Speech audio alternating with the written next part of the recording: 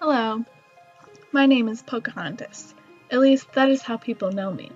My name is actually Amantu, and people called me Pocahontas because it means the playful one. These are my people.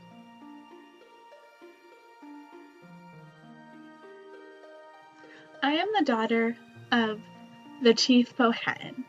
I was born around 1596. My father, Chief Powhatan, loved his people, and in his tribe he had about 25,000 people and about 30 different speaking languages. Usually, when a child is born, like someone like me, usually goes with their mother and they go to another tribe, and my mother would remarry. But when I was very young, my mother died of childbirth, and I stayed with my father and his tribe.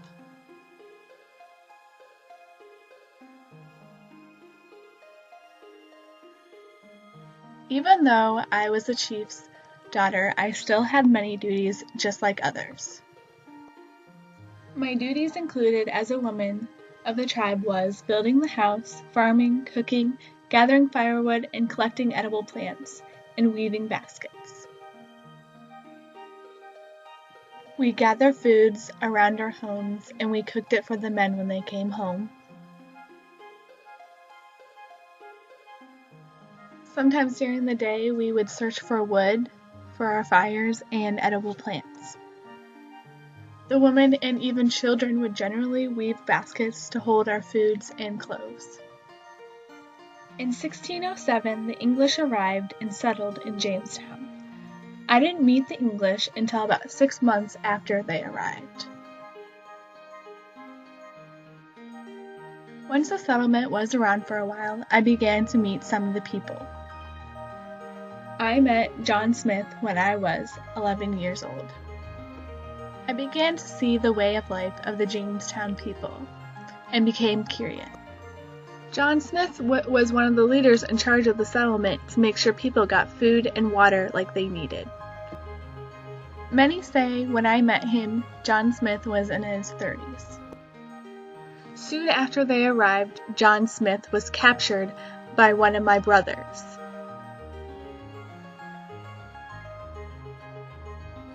John Smith was captured by one of my Powhatan brothers, and he was brought in front of my father to be killed.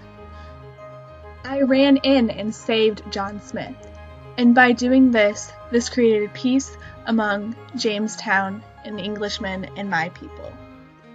After this incident happened, I began to help trade for my tribe, because I was the favorite daughter of Chief Powhatan. In 1610, I married Kokomum. I was then captured by Captain Samuel Argyle, so my father would have to use ransom and give up tools he had.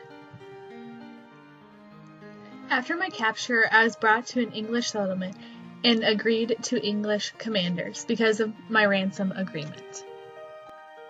In the English settlement, I learned about the English ways, like their language, religion, and customs. I even started to dress like them.